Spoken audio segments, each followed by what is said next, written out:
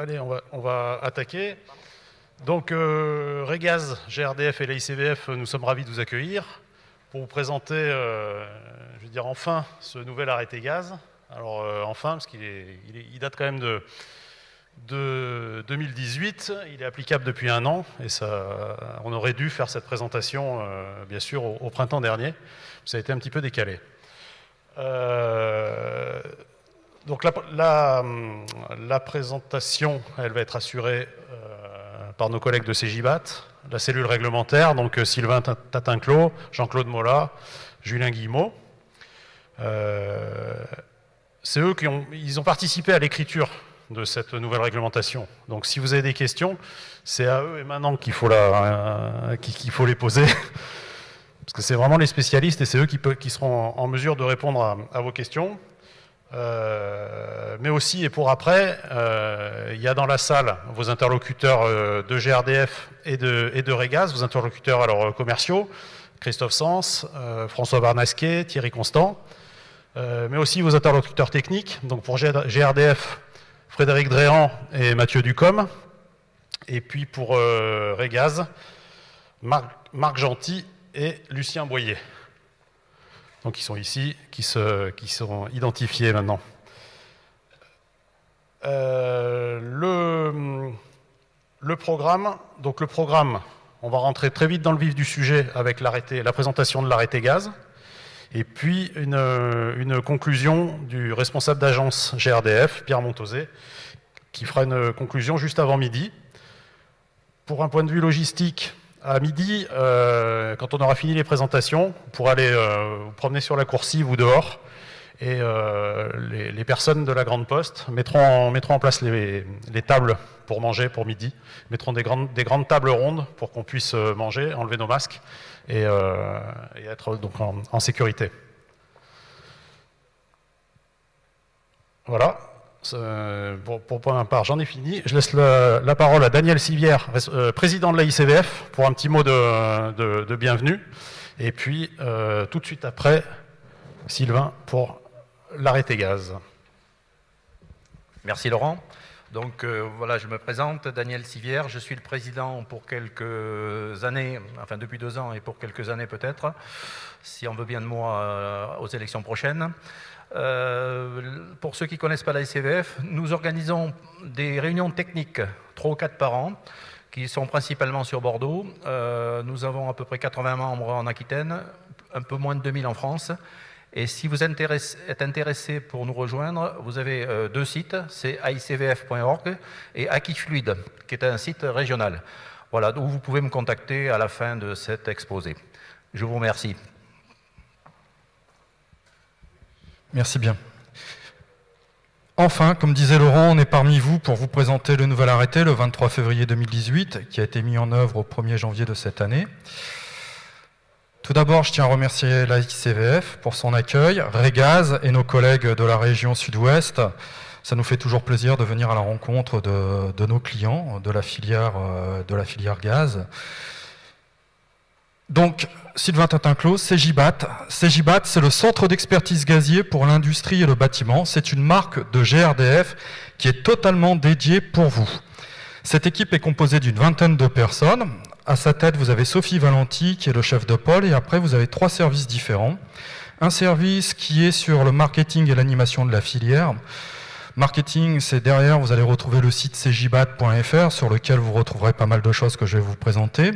L'animation de la filière, on intervient à l'UMGCCP, GSEC, CAPEB, qui malheureusement est annulé la semaine fin octobre et qui se déroulait à Lyon. Vous avez les référents efficacité énergétique qui travaillent sur les différents marchés, que ce soit sur le résidentiel, le tertiaire et l'industrie, qui sont eux les animateurs des ingénieurs efficacité énergétique que vous connaissez dans Laurent. Et puis moi-même, avec toute mon équipe de la cellule expertise réglementaire, vous avez 2 référents nationaux qui vont se présenter tout à l'heure. Et puis derrière, vous avez une équipe de 4 personnes, François, Aurélie, Damien et Christophe. C'est la hotline CGIBAT. Certainement, vous avez déjà dû l'utiliser, ou si vous ne l'avez pas utilisé, je vous inviterai à prendre les coordonnées juste derrière. CGIBAT, c'est une librairie, elle a été refaite. Elle est téléchargeable gratuitement, il suffit d'aller dessus, vous aurez toutes les fiches techniques comme les CICM, sur lesquelles il y aura des déclinaisons sur les PTG ou autres, mais aussi sur du tertiaire. SPE, que Jean-Claude va vous parler. Derrière, on a des sites web, des outils qui vous aident aussi au quotidien sur le dimensionnement d'une CICM, par exemple, la rénovation chaufferie fuel, à venir le dimensionnement de canalisation gaz, on est en train de travailler dessus, ça devrait sortir le mois prochain. La outline, je vais y revenir. Vecteur gaz, vous le recevez tous les trimestres, sur lequel on va faire témoigner les régions par rapport à des affaires que vous réalisez, avec des zooms sur le bouclage ECS, par exemple, ou sur la diabatique ou autre. Vous avez aussi les débats CJBAT. Vous y avez peut-être participé, regardé depuis chez vous. C'était la semaine dernière sur les conduits sous pression, 3 CEP. Elle va être mise à disposition en replay la semaine prochaine si tout se passe bien. Et puis bien sûr, vous avez au niveau des régions, les personnes qui nous accompagnent et qui déclinent tout cela. La région sud-ouest, vous allez retrouver Régaz, bien entendu, mais aussi nos collègues, Laurent, Hassen, et puis, alors c'est plus Clément, c'est Thomas Moyono qui est parmi nous, voilà. Et puis d'autres ingénieurs sur toute la France. Alors, on ne veut pas que ce soit que descendant. Donc je vais vous inviter à prendre vos smartphones, iPhone, aller sur Bicast Live et taper le code session WONI ou flasher d'ici le QR code. Et puis on va le rendre interactif, c'est-à-dire qu'on va vous interpeller sur pas mal de choses. Et puis si vous avez des questions, des interrogations, durant la présentation que nous allons réaliser, n'hésitez pas, levez la main, nous sommes là pour y répondre. C'est très important, on est entre nous et nous, on aura plaisir à vous faire ce décryptage.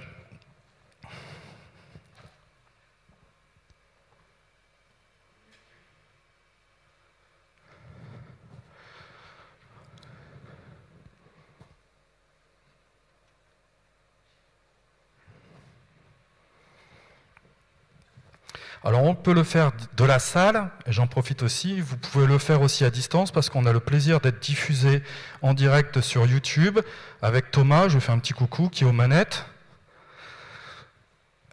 C'est-à-dire que les bureaux d'études qui sont chez eux et qui ont réuni leurs collaborateurs ou des clients ou autres, vous aussi vous pouvez participer en tapant Bicast et Woni, et de chez vous, vous pouvez le faire également.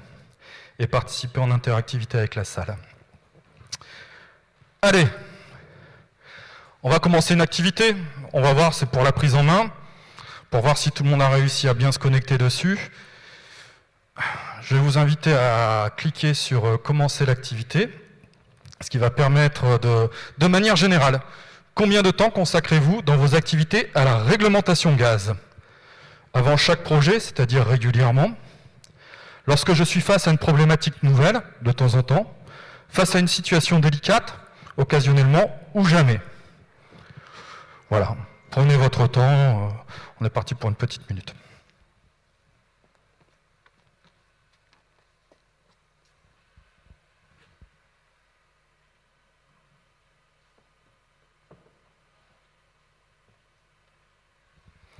Ça grimpe, 9 participants, 10 participants, 11. Et ben voilà, tout fonctionne, Thomas, on est dans la place. 16. Allez, encore 10 petites secondes. On voit que ça commence à se démarquer lorsque je suis face à une problématique nouvelle qui est en train d'apparaître. Situation délicate. Et avant chaque projet, et ce qui est rassurant, jamais n'apparaît pas, quoique on peut avoir toute la maîtrise de la réglementation.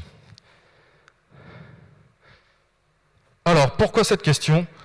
S'il y a bien un numéro à noter, c'est le 09 69 32 98 88. Vous avez une hotline qui est ouverte de 8h30 à midi et de 13h à 17h. C'est les conseillers que je vous ai présentés derrière. Ils maîtrisent les arrêtés, les différents arrêtés, celui qu'on va vous présenter là par exemple, mais aussi les arrêtés en lien avec les grosses chaufferies en tertiaire et en industrie, ICPE par exemple, ça doit vous parler, les DTU, les ATG, etc., etc. N'hésitez pas, ils sont là pour y répondre et vous accompagner au quotidien. Alors là, il n'y a pas de Bicast, mais est-ce que vous avez déjà utilisé, en levant la main, cette ligne? Est-ce que vous avez déjà fait appel à cette hotline? Merci Thomas, c'est gentil. Non, je me sens pas seul. Non, mais c'est important. N'hésitez pas, c'est gratuit, c'est à votre disposition. Parfois, ils peuvent vous aider au lieu d'aller rechercher dans les différentes réglementations qui vous renvoient vers une autre réglementation. Ils le feront à votre place et ils vous répondent à l'instant T. Ou le contrat moral qu'on a avec vous, c'est de vous répondre sur 48 heures. Je vous laisse noter cela. Donc vous voyez, on intervient sur la ligne gaz, sur les VAPDC, sur les ERP. Voilà, on intervient sur tout le champ des possibles.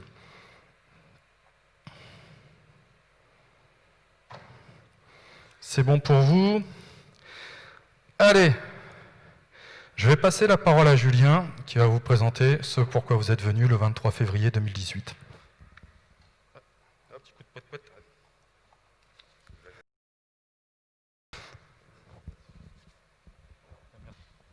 Bonjour à tous, alors moi je suis Julien Guillemot, je suis responsable réglementaire et je suis plutôt spécialisé en ouvrage collectif à usage individuel. Bon, c'est un grand mot pour dire CICM, conduite d'immeuble, conduite montante. Je pense que si vous faites du gaz, vous devez avoir quelques projets en CICM.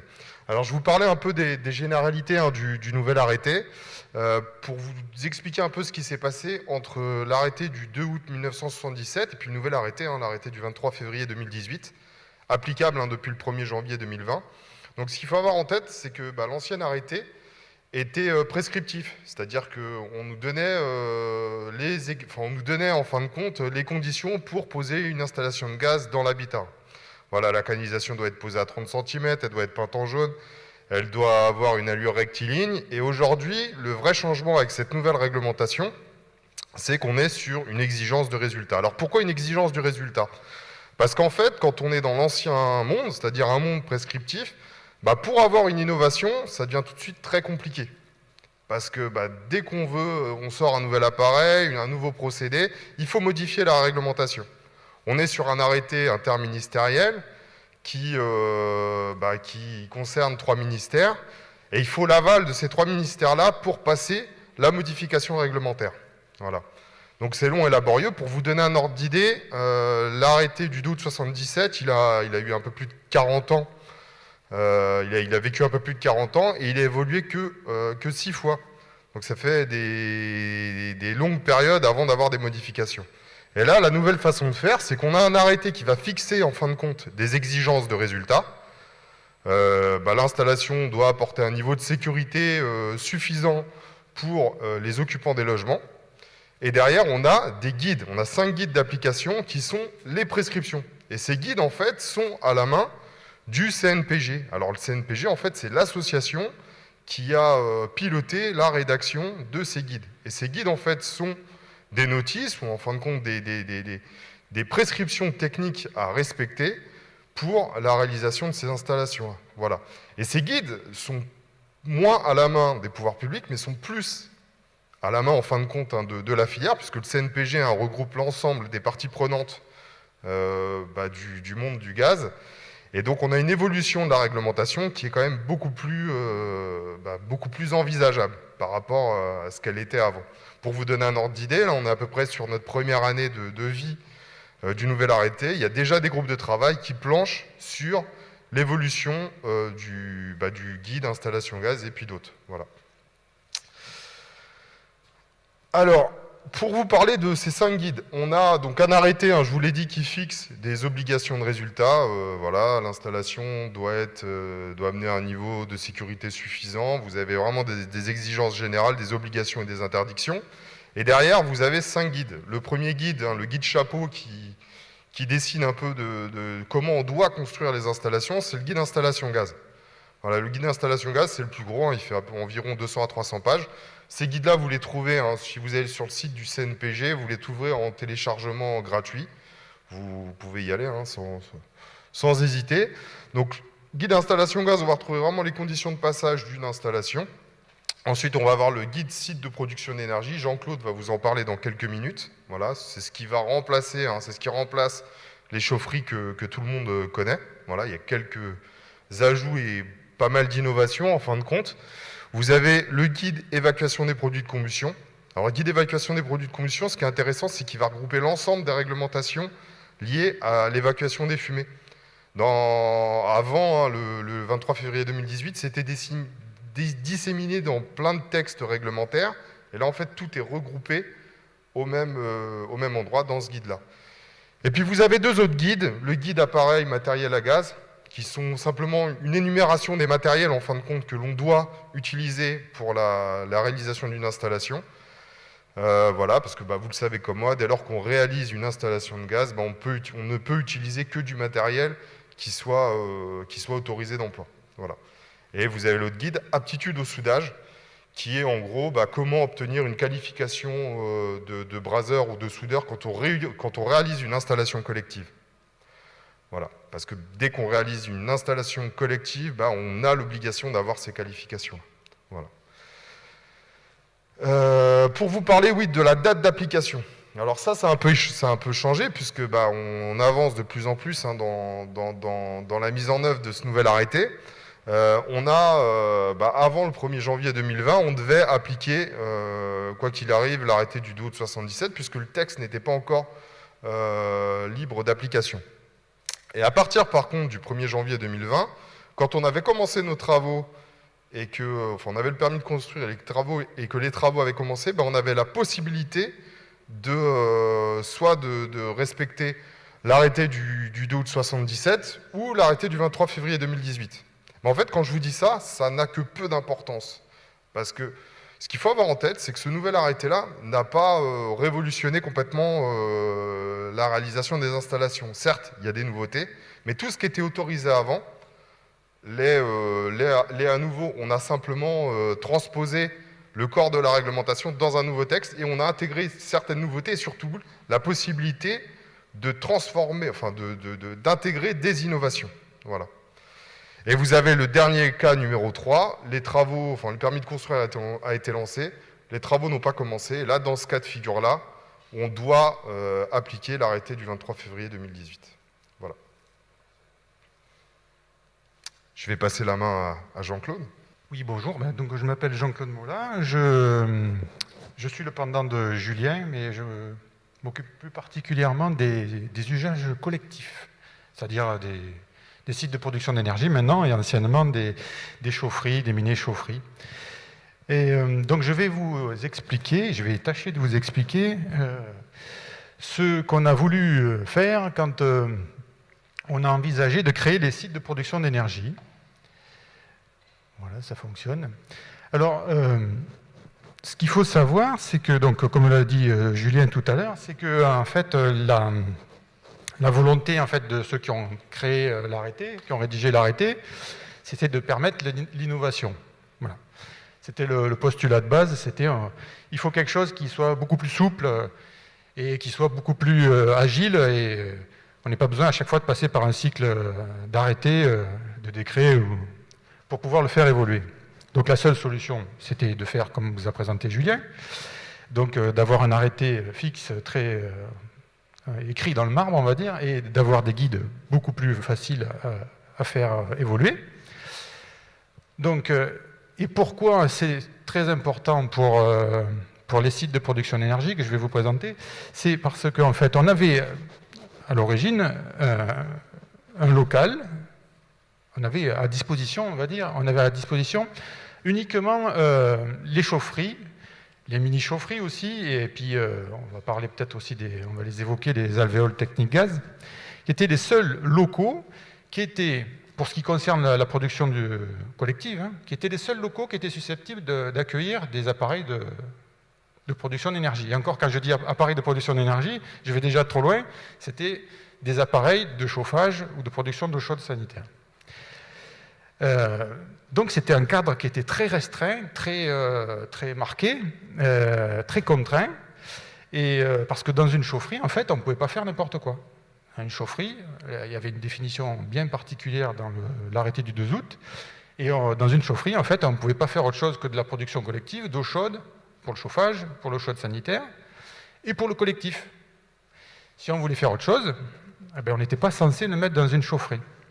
C'était la même chose pour les mini-chaufferies, en fait. Les mini-chaufferies, la même chose que les chaufferies, mais en plus petit. On ne pouvait pas faire autre chose que du collectif et du chauffage et de l'eau chaude sanitaire.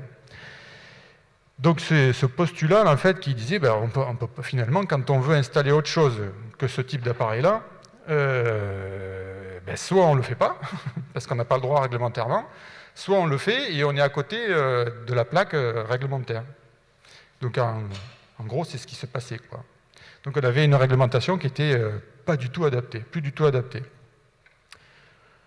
Donc ce changement-là, ça a été très important pour les chaufferies. Alors, je ne dis pas que ce soit la pièce, l'élément fondateur hein, de la nouvelle réglementation, mais ça a joué un grand rôle aussi. Il n'y a pas eu que celui-là. Donc, une fois qu'on a dit ça, qu'est-ce qu'on fait? Ils ont essayé d'imaginer comment on pourrait faire pour créer un système qui permette d'installer des appareils de production collective ou pas dans des locaux, et autre chose que pour faire du chauffage et de l'eau chaude sanitaire.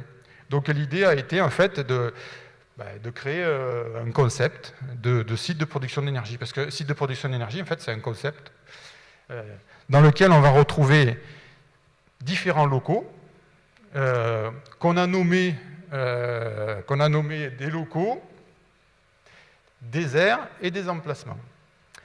Alors, l'idée, en fait, c'était de pouvoir, grâce à l'ensemble de ces sites de production d'énergie, donc il faut bien comprendre hein, que le site de production d'énergie, c'est bien un concept.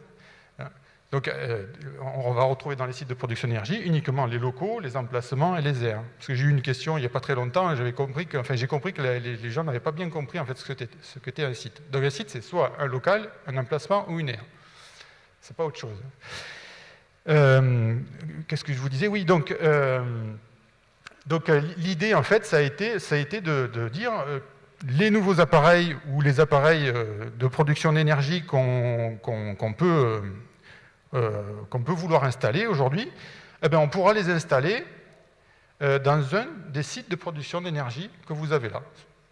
C'est-à-dire qu'aujourd'hui, on n'aura plus aucun blocage réglementaire, en fait, je veux dire, parce que technique, il peut y en avoir des blocages techniques, mais réglementairement parlant, quand vous avez un appareil de production d'énergie, vous avez la possibilité de l'installer au moins dans un des sites que vous avez là.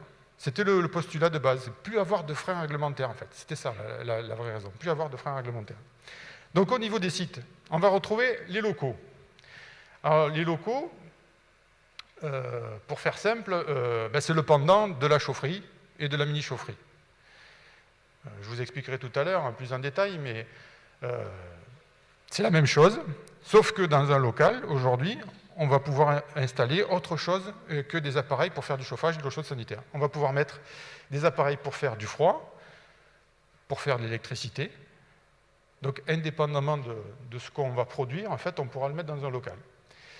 Donc, finalement, c'est la même chose qu'une chaufferie ou une mini-chaufferie, mais avec donc des possibilités beaucoup plus larges, et notamment j'y reviendrai tout à l'heure, mais la chose dont on ne parle pas beaucoup, en fait, c'est que dans un local de production d'énergie, ou dans un site de production d'énergie, on n'est plus obligé de faire du collectif. Quand vous regardez la définition dans l'arrêté, en fait, bien, on ne vous oblige pas à faire du collectif. Donc on peut avoir de la production individuelle dans un site de production d'énergie. Ça aussi, c'est une nouveauté. Vraiment, ça a ouvert les possibilités. Hein. C'est pas toujours très... ça peut amener des problèmes, hein. C'est pas toujours facile quand on ouvre comme ça le champ des possibles, mais bon, voilà. Donc voilà pour les locaux. Les aires, en fait, l'idée, ça a été d'essayer de recaler la réglementation par rapport à ce qui se faisait dans la réalité, puisqu'il n'y avait rien qui encadrait, au point de vue réglementaire, dans le 2 août, on n'en parlait pas, hein, qui encadrait l'installation des appareils qui sont destinés à fonctionner à l'extérieur. Donc là, l'idée, ça a été, la réglementation elle est un petit peu en retard sur le sujet, eh bien, on va créer les aires qui vont permettre d'encadrer, d'une certaine manière, réglementairement, l'installation de ces appareils-là, qui sont destinés à fonctionner à l'extérieur. Donc on a créé les aires pour cette raison-là. Et le dernier, c'est l'emplacement. Donc je vais vous en parler un petit peu plus en détail tout à l'heure. Là, l'idée, en fait, ça a été de dire, il y a des endroits dans les bâtiments auxquels on n'a jamais pensé pour installer des appareils de production d'énergie. Et ce sont des volumes, en général, des volumes réduits, des volumes de taille réduite. Et on s'est dit, on va essayer d'imaginer comment on pourrait créer donc un site de production d'énergie qui va être adapté à ce type d'emplacement-là, à ce type d'endroit-là, donc des endroits réduits dans lesquels, jusqu'à présent, on ne pouvait pas installer d'appareils. Donc voilà, donc je vous ai dit, hein, le local, c'est la même chose que les chaufferies et les mini-chaufferies, version moderne. Les aires, on a imaginé d'encadrer ce qui se faisait dans la réalité, et les emplacements dont je vais vous parler un petit peu plus en détail après. Si on regarde les possibilités d'implantation des sites de production d'énergie, eh bien en fait c'est comme avant, hein, ce que vous disiez Julien, en fait, pas vraiment une grosse révolution. Hein. Si on les passe en revue, je vous ai dit, hein, vous voyez là en orange, en orangé, là, ce sont les locaux de production d'énergie. Et bien comme pour les chaufferies, on peut les retrouver un petit peu partout dans le... Alors, je dis chaufferie, mais il faudrait que je dise comme pour les chaufferies et pour les mini-chaufferies, puisqu'en fait, je ne vous ai pas encore parlé des notions de puissance, là. Mais donc, le local de production d'énergie, on peut le retrouver du sous-sol jusqu'à la terrasse, en passant par l'extérieur, accolé, pas accolé, le rez-de-chaussée, etc. Donc, c'était déjà le cas des chaufferies. Il y a quand même un bémol, mais donc, qui ne vient pas de la réglementation du 23 février. C'est la réglementation ICPE qui a évolué.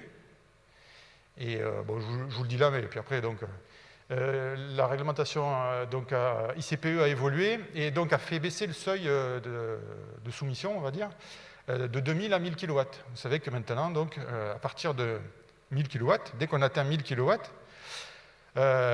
et qu'on a une installation de combustion, donc là c'est au sens large, d'après la réglementation ICPE, mais dès qu'on a une installation de combustion, on est censé ne pas mettre de choses au-dessus, d'étages occupés, habités par des tiers, sauf à mettre des installations techniques. Donc ça, c'est une contrainte supplémentaire qui ne vient pas de l'arrêté du 23 février, mais qu'on est obligé d'intégrer quand on veut imaginer des nouvelles implantations. Alors ça, pour finir, ça, ce que je vous dis là, c'est donc pour les nouvelles installations, c'est-à-dire quand on réfléchit sur des nouveaux projets, qu'on veut faire une nouvelle chaufferie. Pour l'existant, ce n'est pas parce que le seuil a baissé qu'il faut sortir les chaufferies. Je suppose que vous êtes déjà au courant, mais bon, je préfère le dire. Donc, ils ont introduit une souplesse dans l'arrêté ICPE. Donc, pour ce qui est de l'existant, on peut le laisser en place. Donc, de ce côté-là, il n'y a pas trop de changements. Donc, ça, c'est pour les locaux. Les aires, comme je vous ai dit, les aires, on peut les retrouver comme elles sont destinées, donc les appareils qui sont dessus sont destinés à être installés et à fonctionner à l'air libre, donc soit en terrasse, soit à l'extérieur du bâtiment. Et les emplacements, alors là on va vous montrer un petit peu, c'est ce qui est en vert. Les emplacements, en fait, on les retrouve un petit peu partout dans le bâtiment, sauf que il y a quand même, comme c'est quand même un objet qui est tout nouveau, là, ils sont partis d'une page blanche. Hein, donc, ils se sont dit, si on dit vous avez la possibilité d'installer des appareils de production d'énergie dans les volumes réduits, si c'était arrêté là, on imagine bien que ça serait parti dans tous les sens et que bon, c'était pas tenable, réglementairement parlant. Donc, ils l'ont quand même, dans l'arrêté, il y a des choses qui sont des exigences essentielles, mais du point de vue des emplacements, ils ont été très forts dans les contraintes pour éviter justement que ça parte un petit peu dans tous les sens. Donc la définition de l'emplacement, elle est très détaillée. On sait que c'est un volume réduit, c'est-à-dire que normalement, on ne peut pas rentrer dedans. Enfin, pas normalement, on ne peut pas rentrer dedans. Donc forcément, ça sera quelque chose d'assez réduit en termes de volume. Ça va ressembler un placard, hein, mais ça ne ressemblera pas à un local, ça c'est sûr. Ensuite, il doit être accessible depuis les parties communes. Donc, bon, ça, on est un peu habitué, c'est comme pour les chaufferies, pour les gaines, etc. Il doit être accessible, et surtout, le dernier point, c'est pas le dernier point, mais surtout, il ne doit contenir que des appareils étanches. Si vous avez envie de mettre autre chose que des appareils étanches, ça ne sera pas dans un emplacement. Et puis, il y a d'autres petites choses, comme la puissance. Elle est limitée à 70 kW. Donc là aussi, c'est une contrainte forte. Et je vous dirai tout à l'heure aussi, mais donc quand on en installe dans un palier, on peut envisager d'installer des emplacements sur un palier d'un immeuble collectif, eh bien, on ne pourra pas en mettre plus de 2 par palier. Donc 2 emplacements par palier et chaque emplacement limité à 70. Donc ça fait un maximum de 140 kg par palier.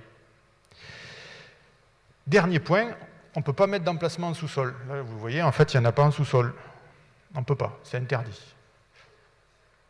Ça part du principe, en fait, que dans l'esprit de ceux qui ont imaginé les emplacements, en fait, les emplacements, ils sont faits pour éventuellement chauffer les logements au plus près. Et donc, comme on part du principe qu'il n'y a pas de logement en sous-sol, ils ont dit on va les interdire. Et puis, pour éviter d'avoir des problématiques, après, des gens qui disent oui, mais moi, en fait, ce que j'ai fait là, c'est un emplacement, mais en fait, ça ressemble à un local. Enfin, pour éviter qu'il y ait des problèmes d'interprétation, on dit on les interdit en sous-sol. Voilà, donc en résumé, ce que disait Julien tout à l'heure, en fait, c'était ce que demandait le ministère à l'origine à ceux qui ont rédigé, c'était que on change les choses, mais sans rien changer. C'est presque un tour de magie. Donc ce qui était permis, ça reste permis. Ce qui veut dire que, comme disait Julien tout à l'heure, un installateur qui va travailler, un bureau d'études qui va travailler, il va continuer à travailler de la même manière, et en fait, ça sera toujours conforme. Heureusement que c'est comme ça. Il y a des petits bugs, des bugs de mise en place, on va dire, mais le principe, il est là, c'est que ce qu'on faisait avant et qui était conforme, on continue à le faire maintenant et ça reste conforme. Et donc pour faire ça, en fait, tout simplement, ce qu'on a fait, c'est que, par exemple, pour construire les règles, par exemple, d'alimentation ou les règles de construction d'un local de production d'énergie qui fait plus de 70 kW, comme je vous ai dit tout à l'heure, qu'en fait c'était le pendant de la chaufferie, eh bien on a rapatrié toutes les règles de conception de la chaufferie et on les a adaptées au local de plus de 70 kW. En fait, c'est la même chose. Bon, il y a des petits trucs, mais globalement, c'est la même chose. C'est la même chose, donc pour comment alimenter en gaz un local de production de plus de 70 kW, eh bien on l'alimente comme on alimentait une chaufferie. Il n'y a que comme ça qu'on pouvait respecter ce que nous demandait le ministère. De toute façon, on ne pouvait pas... Donc en fait, on s'est calé sur l'alimentation des chaufferies, la construction des chaufferies. Pour les locaux de moins de 70 kW, les locaux de production d'énergie de moins de 70 kW, eh bien, la même chose, on s'est calé sur les mini-chaufferies. Et donc, le cahier des charges 321.4, en fait, eh bien, tout ce qu'il y a dedans, vous le retrouvez dans le guide SPE pour construire un LPE de moins de 70 kW. Et pour ce qui est de l'alimentation en gaz, eh bien, on s'est calé aussi sur l'alimentation de la mini-chaufferie. Vous voyez ? Donc finalement, il n'y a pas vraiment de révolution. Hein. Il y a quelques petites grosses innovations, plus ou moins, mais voilà comment on a décidé de fonctionner. Donc pour vous reparler de l'emplacement, je vous ai expliqué tout à l'heure les caractéristiques des emplacements, parce que c'est quand même, un élément très nouveau de la réglementation, puisqu'il n'existait pas. On ne sait pas ce que ça va donner, ce truc-là. En fait, c'est un pari. C'est pas que ce soit un pari, mais aujourd'hui, on n'en fait pas. Enfin, en tout cas, on n'en fait pas. Quand on discute avec des bureaux d'études, etc., on s'aperçoit qu'il y a des bureaux d'études qui en faisaient, mais avant que ça existe. Donc, je répète, c'était voulu comme une alternative aux LPE et aux APE, c'est-à-dire pour proposer un autre endroit, pour proposer plus de solutions d'implantation des appareils de production d'énergie, donc en utilisant les espaces réduits, avec des contraintes fortes pour éviter que ça parte dans tous les sens, de moins de 70 kW, des appareils étanches. Et comme ça n'existait pas, en fait, tout simplement, si on laissait les choses faire, c'est-à-dire si on avait laissé ce qui était marqué dans l'arrêté, c'est juste ces définitions-là, finalement, dans l'arrêté, hein, on vous dit, voilà comment... Voilà comment ça doit être. Et si on n'explique pas, si on n'essaye pas d'expliquer ce qu'on avait en tête au moment où on l'a imaginé, eh bien, ça risquait de rester à l'état végétatif, ce truc-là. Donc, dans le guide SPE, vous avez 3 pistes, on peut appeler ça des pistes, enfin, en tout cas, on a décrit 3 types d'emplacements possibles, tels qu'on les a imaginés, que les groupes de travail les ont imaginés.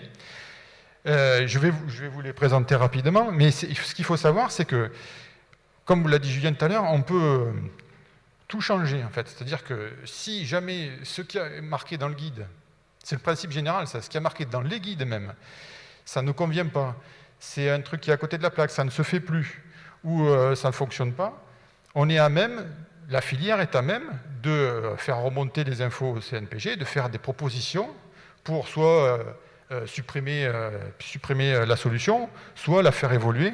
Donc c'est le principe de base. Donc le fait de proposer, par exemple, des types d'emplacements, s'ils ne correspondent pas à la réalité du terrain, eh bien on les fera évoluer, on le fera modifier, ou alors une solution, on pourra complètement l'éradiquer, et là on l'enlève, et en mettre une autre, qui paraît plus judicieuse. C'est l'avantage du principe qu'on a adopté aujourd'hui. Donc qu'est-ce qu'on a imaginé comme principe? En fait, je pense que par emplacement, ce qu'ils avaient en tête en premier, c'est les gaines. Je pense qu'ils avaient les gaines en tête. Quand je dis ça, c'est... je pense, hein, c'est pas sûr. Parce que dans les bâtiments, alors quand on parle bâtiments collectifs, ceux qui ont des gaines pour conduite montante, on a un endroit dans le bâtiment, en fait, qui regroupe toute la technique gaz. Donc la conduite montante, les compteurs, les robinets, etc. Cet endroit, il est sécurisé, puisque donc, il est ventilé, ses parois sont coupe-feu, etc. Donc il répond à un cahier des charges très précis, très détaillé par la sécurité incendie. Hein, donc quelque chose qui fonctionne bien et qui est bien huilé, on va dire. Donc ce qu'ils avaient en tête, c'est à ce moment-là, pourquoi ne pas essayer d'inclure là-dedans, d'installer là-dedans les appareils à gaz?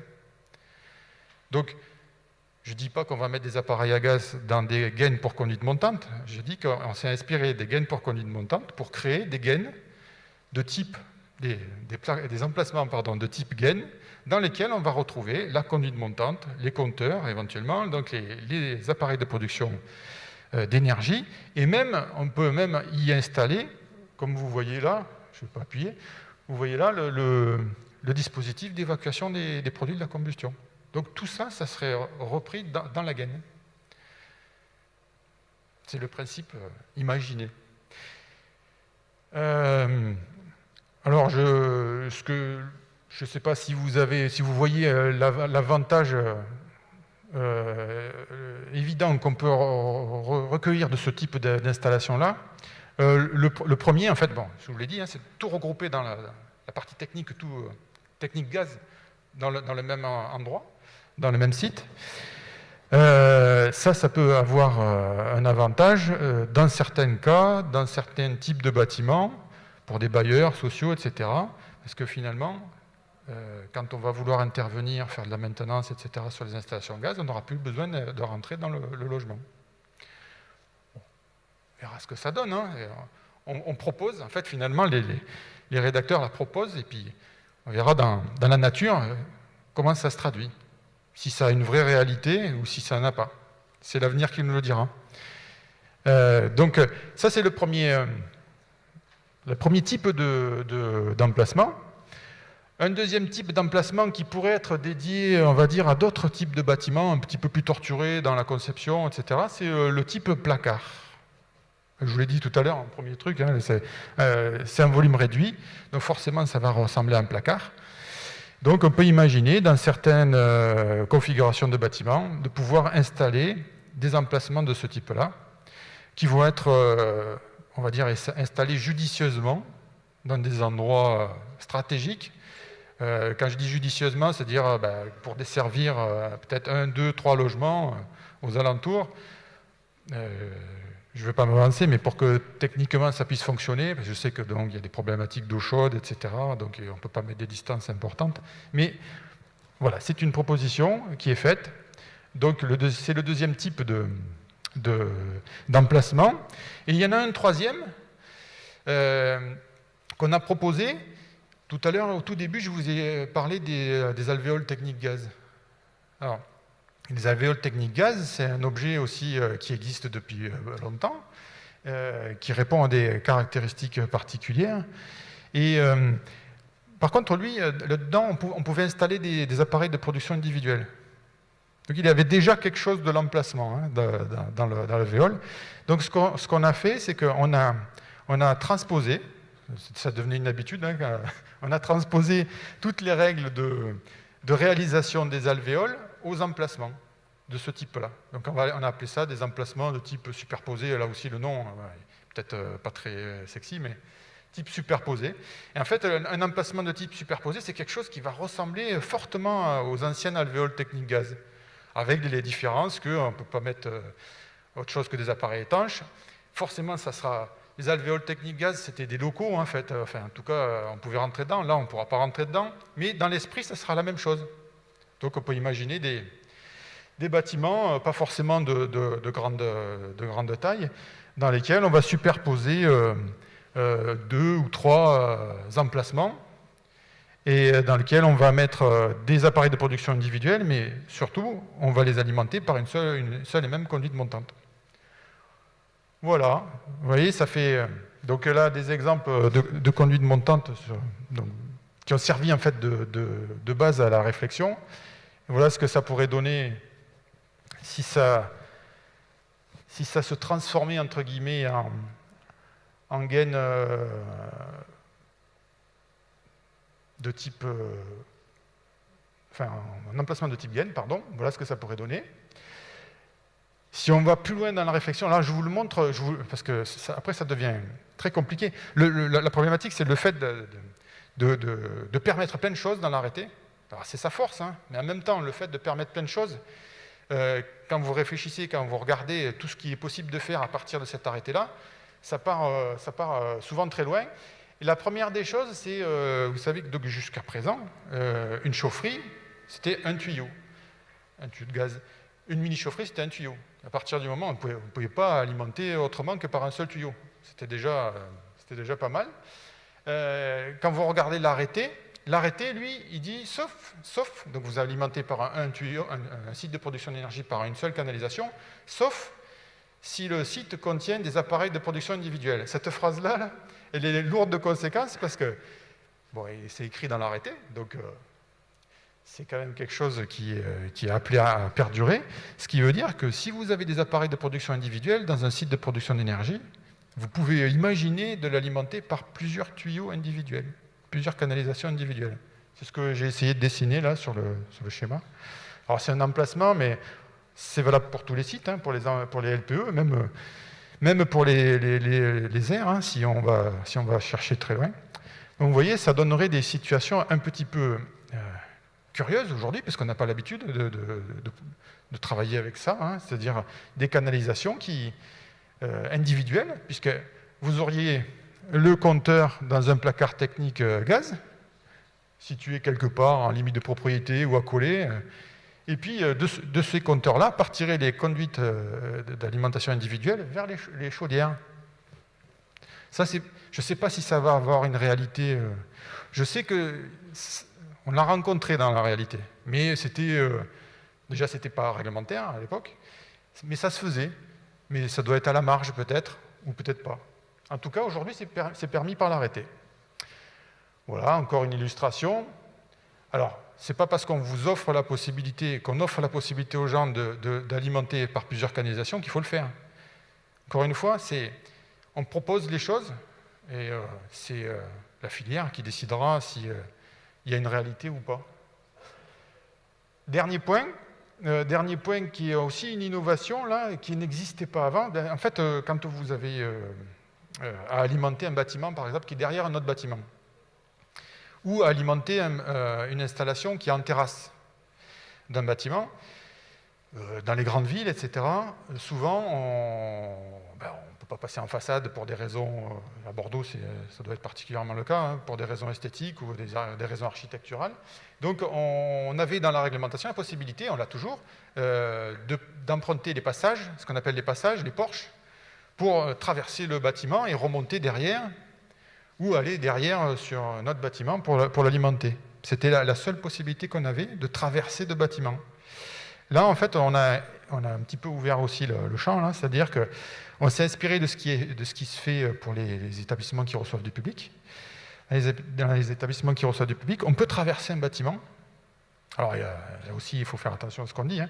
On peut traverser un bâtiment pour aller alimenter un autre bâtiment. Mais c'est un bâtiment du même établissement, quand on regarde bien la réglementation, hein, donc on ne peut pas faire non plus n'importe quoi. Et ça a servi de base à notre réflexion.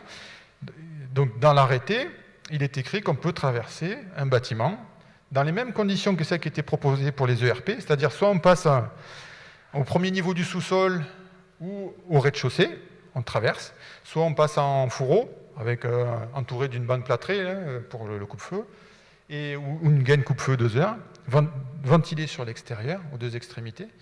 Mais on a la possibilité de traverser un bâtiment pour aller alimenter un autre bâtiment qui est situé derrière. Donc c'est le cas de la photo.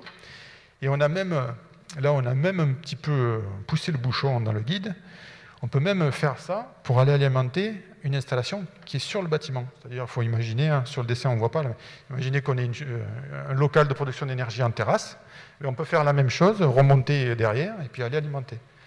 On est allé un petit peu plus loin que dans l'arrêté. Vous voyez, ça fait plein de petites innovations en fait. On n'a pas révolutionné parce que c'était pas possible et puis c'était pas ce qu'on nous demandait. Mais il y a plein de choses qui sont venues se rajouter qui permettent on l'espère enfin, d'admettre et de faciliter effectivement les innovations. Voilà, je ne sais pas si ça a été très clair. Vous avez des questions ?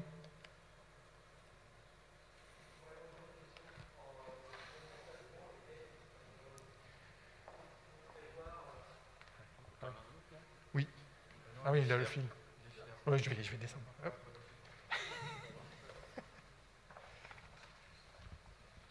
Est-ce qu'il y a des dimensions standards à prévoir pour les gaines, pour les emplacements ? Par exemple, si on veut distribuer, je sais pas, 6 logements sur un même palier, est-ce qu'on... Non, pas encore, non. Non. Ça, on ne l'a pas fixé, non. C'est une bonne question. Ouais. Ouais, non, mais c'est vrai que du coup, c'est une bonne question parce qu'on peut se poser la question sur ce qu'il y a dans la gaine. Ce qu'il y a dans une gaine pour conduite montante, on sait que c'est sous la responsabilité du distributeur. Oui. Donc, pour les gaines pour conduite montante, les caractéristiques des gaines, elles sont précisées en tout cas. Je ne vais pas fixées, mais elles sont précisées par le distributeur. Dans le cadre d'une... Alors, ouais. Je vais prendre la main sur cette question-là. Alors en fait, le fait de pouvoir mettre le fait de pouvoir mettre en fait des chaudières hein, dans des gaines de conduite montante, au final, c'est pas quelque chose de nouveau. Hein. Je ne sais pas si vous connaissez, mais on avait quelque chose qui s'appelait les alvéoles techniques gaz. Voilà. Donc c'est quelque chose qu'on a repris et qu'on a réintroduit au final dans nos textes réglementaires. Alors aujourd'hui, nous, distributeurs, on a des prescriptions techniques sur la réalisation d'une gaine de conduite montante, à savoir ses dimensions, comment elle doit être faite, en largeur, en profondeur et en hauteur. Demain, pour intégrer directement ces appareils-là dans ces gaines de conduite montante, il est fort possible qu'on reprenne un peu les prérogatives qu'il y avait pour les alvéoles techniques gaz. Après, bien évidemment, on est sur quand même quelque chose d'assez nouveau. Donc, ça nécessitera un accompagnement de la part de nos équipes pour la mise en œuvre de ces solutions-là. Voilà. Donc, qui se fera très certainement avec des chargés d'affaires en région, parce qu'on est sur quelque chose de nouveau. Donc, si demain vous voulez mettre en œuvre ce type de projet-là, bien évidemment, on vous accompagnera dans cette solution-là, mais ça nécessitera certainement un peu d'adaptation. Voilà.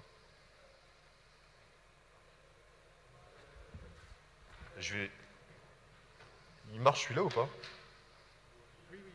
Bah attends, moi je vais poser les questions. Hop. Je pense que...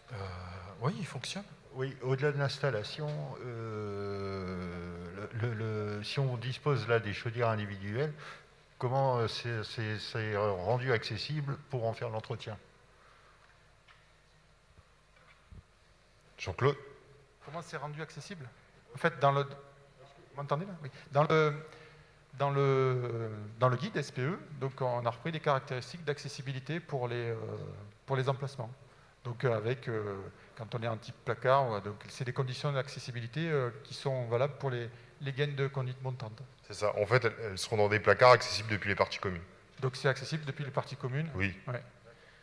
Enfin, accessible. Il y a quand même des fermetures hein, dans les gaines où sont regroupées les chaudières. On peut se poser la question, si on a des chaudières individuelles, est-ce que ça doit être rendu accessible, puisque la chaudière elle appartient au logement, est-ce que ça doit être rendu accessible?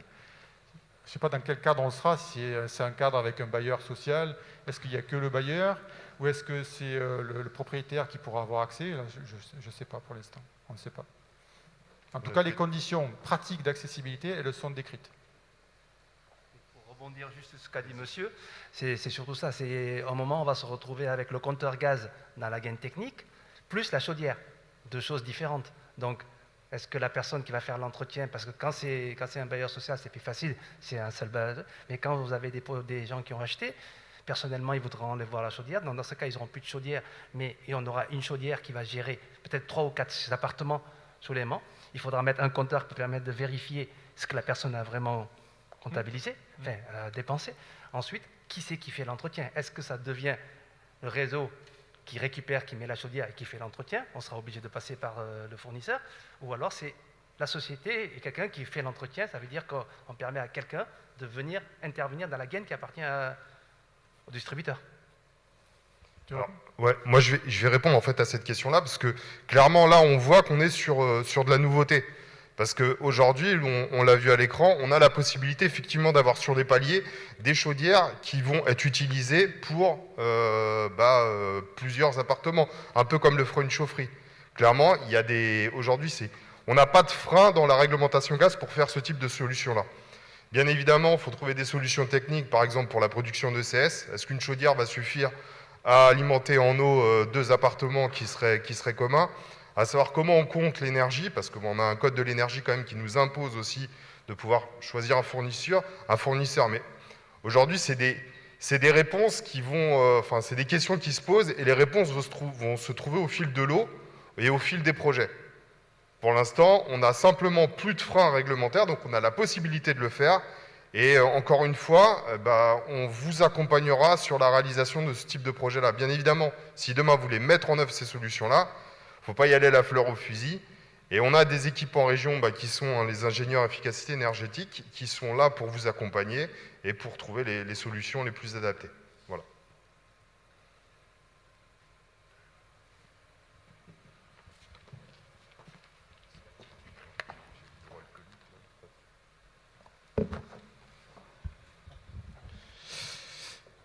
À vos smartphones iPhone, on va voir ce que vous avez retenu de la présentation de Jean-Claude sur les sites de production d'énergie. Quelles sont les nouvelles appellations dans le collectif à usage collectif? Chaufferie, si raccordé à un tirage naturel. Local de production d'énergie, LPE. Aire de production d'énergie, APE. Site de production d'énergie, mini-chaufferie. Emplacement de production d'énergie.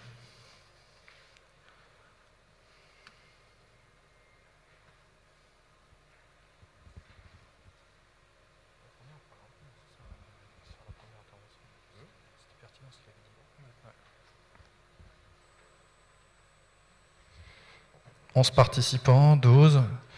C'est anonyme, donc allez-y, n'hésitez pas.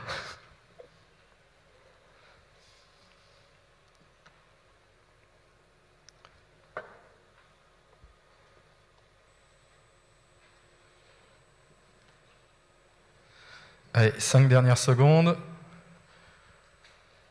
Vous êtes plus de 40 inscrits, 24 participants. Alors, si on remonte tout là-haut, tout là-haut, tout là-haut, ce qu'on ne voit pas ici, c'est l'appellation chaufferie, si c'est raccordé à un tirage naturel.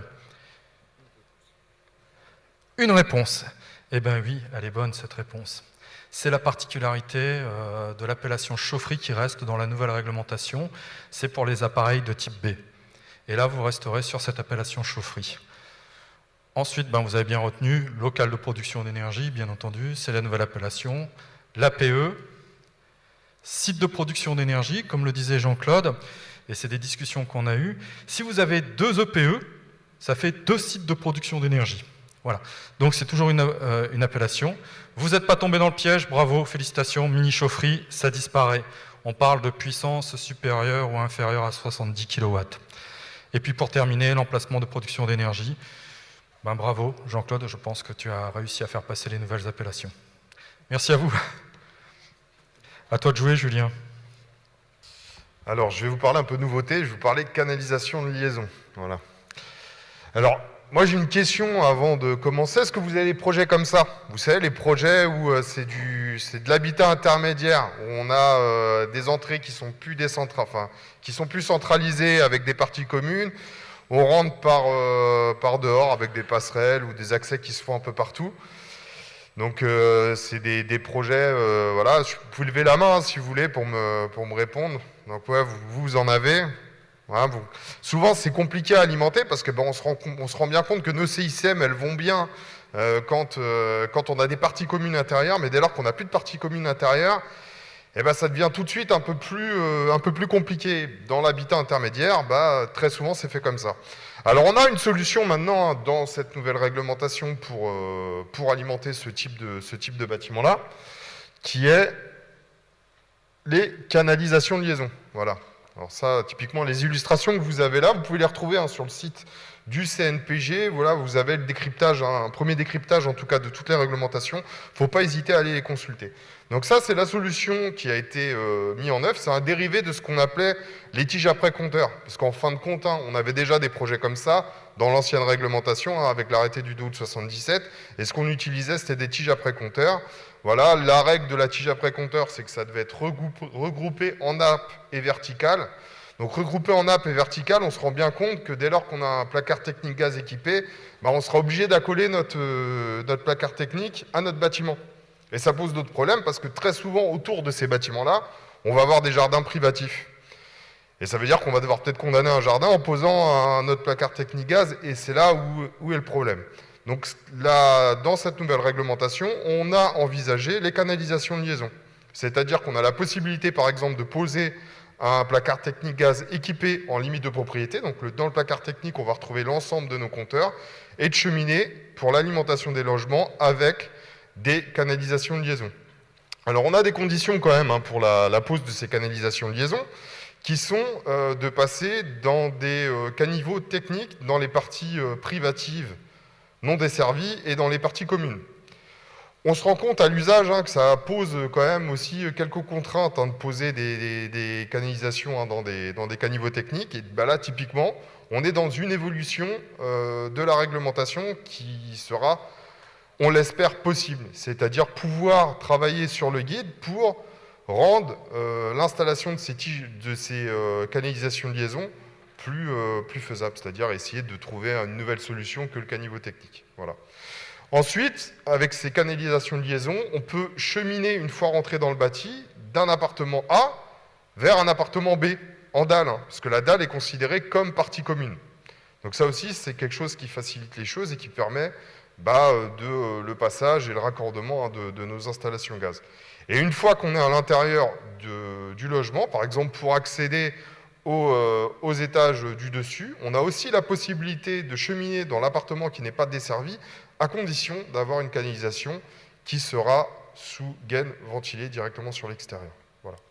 Donc ça, c'est vraiment la nouveauté. La canalisation de liaison, on l'espère, va nous permettre en tout cas de faciliter le raccordement de nos immeubles d'habitation intermédiaire. Voilà. On a aussi quelques nouveautés dans notre traditionnel CICM qui, on l'espère, va nous arranger la vie. Voilà, notamment l'alimentation en air des gaines. Alors voilà, vous avez, typiquement avant le 1er janvier, on faisait de cette façon-là. On avait notre gaine de conduite montante, hein, c'est là où on va retrouver l'ensemble de nos compteurs, qui est alimenté généralement, enfin même systématiquement par le dessous, par une conduite d'immeuble. Et on devait prélever l'air, parce qu'on doit pouvoir ventiler notre gaine de conduite montante, on devait prélever l'air en partie inférieure, directement dans une pièce aérée ou ventilée. Pour les immeubles de deuxième famille, alors les immeubles de deuxième famille, hein, c'est de la réglementation incendie, je pense que ça vous parle, mais clairement, c'est les immeubles hein, qui sont en rez-de-chaussée avec 3 niveaux. Il n'y a pas plus de 3 niveaux, bon, ça fait quand même pas mal d'habitations actuelles. On a maintenant la possibilité d'avoir directement, simplement, une grille d'aération sur nos gaines de CICM. Alors, ces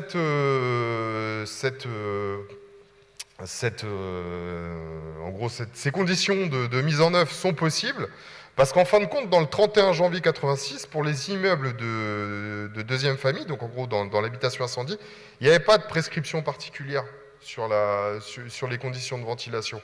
Et dans le nouvel arrêté, l'arrêté du 23 février 2018, on considère la partie qui va être derrière le sas, la partie commune derrière le sas, comme aérée.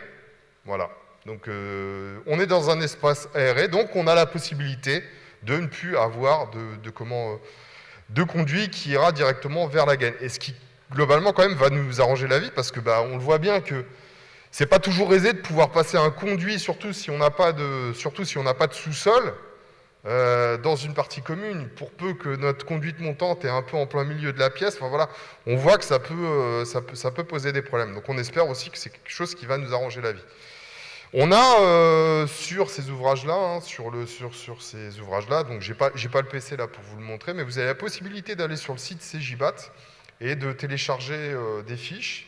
Vous allez sur l'espace librairie du site CJBAT et vous allez retrouver l'ensemble de ces nouveautés-là dans les fiches qui sont liées à la CICM pour le site CJBAT. Voilà, vous avez des fiches PDF où tout est dessus. La deuxième nouveauté, qui en est à moitié d'une, c'est la traversée des caves privatives. Voilà. On a, si vous prenez un bâtiment par exemple qui est en hyper centre-ville, très souvent ce qu'on a au sous-sol et en façade, on n'a que des caves privatives. Et on voit bien que pour aller chercher la conduite montante qui va être en plein milieu du bâtiment, il faudra cheminer par une de ces caves privatives-là. Donc aujourd'hui, enfin avant le 1er janvier 2020, pour traverser une cave privative, la seule solution qui existait, c'était de passer dans un fourreau acier ventilé sur les parties communes, comme c'est à l'image ici. Voilà. Et on se rend bien compte qu'en fonction de la hauteur à laquelle on va pénétrer dans la cave, l'occupant de la cave privative va se retrouver avec une conduite d'immeuble avec un fourreau qui peut se retrouver peut-être à hauteur d'homme. Donc, et pour le coup, c'est pas pratique. Donc on a introduit cette nouveauté-là, hein, la possibilité de faire cheminer la conduite d'immeuble dans un coupe-feu 2 heures, et ce qui permet, qui lui-même est ventilé sur des parties communes, et ce qui permet en fin de compte d'être en sous-face du plancher haut de la cave privative et de permettre le changement de direction. Voilà. C'est quelque chose qui se faisait avant, hein, la date d'application, on l'a juste rendu, pas obligatoire, mais autorisé. On a juste autorisé cette solution-là. Voilà. Le troisième point, et après je répondrai à toutes vos questions, c'est la possibilité, enfin en gros c'est la possibilité oui, mais on va voir que c'est un peu plus compliqué que ça. Nos gaines de conduite montante, elles se trouvent dans des parties communes. Aujourd'hui, enfin avant, c'était une obligation. Si vous prenez l'article 10 du 23 février 2018 et que vous le lisez bien, vous avez la possibilité de cheminer dans des parties privatives. Ça, c'est quand même un gros changement. Pour le coup, je vous déconseille fortement de le mettre en œuvre. En tout cas, voilà, ça sera soumis à négociation parce que pour nous, distributeurs, exploiter des ouvrages qui cheminent dans des parties privatives, même s'il n'y a pas de compteur, c'est très compliqué. Parce que forcément, on va cheminer dans une partie privative. Nous, on contrôle systématiquement, enfin, en tout cas tous les 5 ans et tous les 10 ans, nos installations. Alors même si la réglementation le permet, ça semble très compliqué pour nous de pouvoir l'autoriser. Donc si vous lisez dans la réglementation que c'est possible de le faire, méfiez-vous quand même. Et en tout cas, ça peut peut-être être une solution qui sera utilisée en dernier recours sur un projet insoluble avec des complications de raccordement, mais de façon systématique, on restera quand même dans l'ancienne version, hein, dans la version arrêtée du 2 août 77. Voilà. J'ai fini un peu pour ces nouveautés que sont les CICM et puis les canalisations de liaison. Et si vous avez des questions, je me ferai un plaisir d'y répondre. Monsieur ?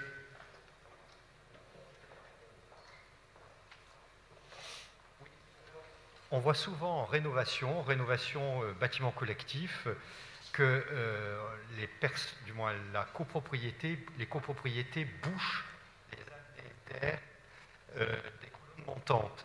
Si j'ai bien compris dans votre schéma, on aurait donc la possibilité, c'était dans un schéma précédent, de mettre des grilles basses d'aération sur chaque palier dans les colonnes montantes. Est-ce le cas? Parce que vous avez parlé de seconde famille. Ah non, j'ai pas... Enfin, en gros, non, c'est pas ça. Alors, effectivement... Voilà, on voit ventilation basse, on voit qu'une grille a été créée. Il y a une petite erreur sur l'illustration, et au R+1, il n'est pas censé... Enfin, il ne doit pas y avoir de grille d'aération.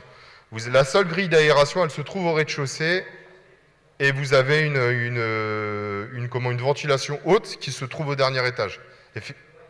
Voilà, exactement. Donc je vais montrer pour les gens qui sont à distance. Cette grille-là, clairement, elle ne doit pas exister. Donc elle sera supprimée en illustration. Cette grille-là, pour le coup, par contre, elle est obligatoire. Est-ce que vous avez d'autres questions? Oui, bonjour. Sur la slide d'après, on parle des cheminements en sous-sol. C'est l'ensuite après, voilà. Et donc sur la nouvelle application de l'arrêté, on peut passer dans un système qui est en fait masqué, ce qui est mieux. Est-ce que ça doit être démontable ou comment on accède en fait? Alors généralement non, quand on est sous coupe-feu 2 heures, c'est pas démontable, hein. Pour le coup c'est fixe et puis ça bouge pas. Voilà. Du coup on n'a pas accès à... Non, on n'aura pas accès à la canalisation. Alors après on pourra aller... c'est peut-être la visiter avec une caméra sur la partie qui va être ventilée, voilà, en passant une caméra endoscopique et aller voir l'installation. Mais non, ça sera complètement enfermé dans une gaine coupe-feu 2 heures. Ce qui était le cas avant, puisque quand on était sous four à acier, le four à acier, une fois qu'il est posé, on le démonte pas, quoi. Voilà. Au sujet de la visitabilité des gaines, le principe c'est que si on demande que ça soit visitable, c'est pour qu'il y ait quelque chose à visiter, en fait, souvent c'est quand il y a des raccords mécaniques dedans. Donc souvent quand on demande une visitabilité, donc une accessibilité, c'est parce qu'il y a des raccords mécaniques. S'il n'y a pas de raccord mécanique et si on a une conduite, vous voyez, quand on est sous fourreau, la question ne se pose pas. Donc pour les gaines c'est pareil. S'il n'y a rien à voir, en fait, on ne demande pas à voir. Eh je vais passer sur les ensembles uniques aussi, hein, peut-être que, je sais pas. Est-ce que vous pensez que ça va vous... Sur les canalisations de liaison, est-ce que vous pensez que ça va vous arranger la vie? Monsieur? Ouais?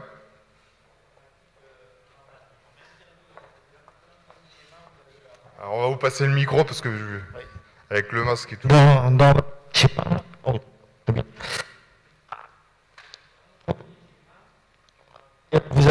Vous pouvez le mettre encore.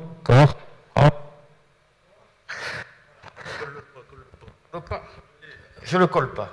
Voilà. Dans le premier schéma, on a une coursive. Ouais. D'accord. On m'interdit de passer en enterré sous la coursive en tube cuivre.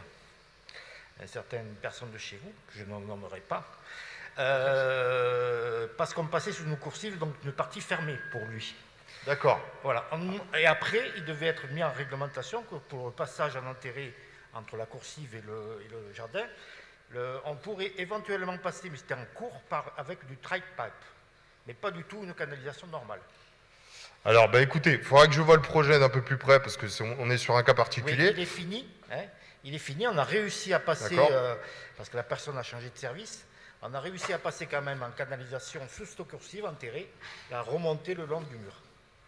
D'accord. Alors juste, on pourra regarder exactement quel était le problème. Maintenant, ce qu'il faut quand même avoir en tête, c'est qu'on est sur des installations qui sont après le compteur et qui ne sont pas sous la responsabilité du distributeur, hein, puisque sur le schéma, nous, on est responsable du placard technique ici, on est responsable des compteurs, on doit vérifier sa pose et s'assurer de tout ça. Après, l'installation qui va être après compteur est sous la responsabilité d'un organisme de contrôle qui va être Caligaz, DECRA ou Coprodit. Enfin, sous la responsabilité, sous le contrôle en tout cas.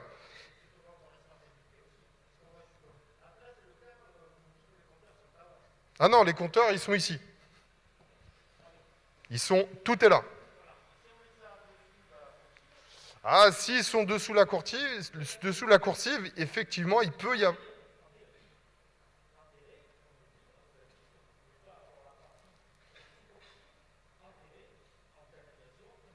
Eh ben, ce que je vous propose, c'est qu'on prend 5 minutes après, à la fin de l'intervention, on regarde exactement ce qui posait problème, et puis...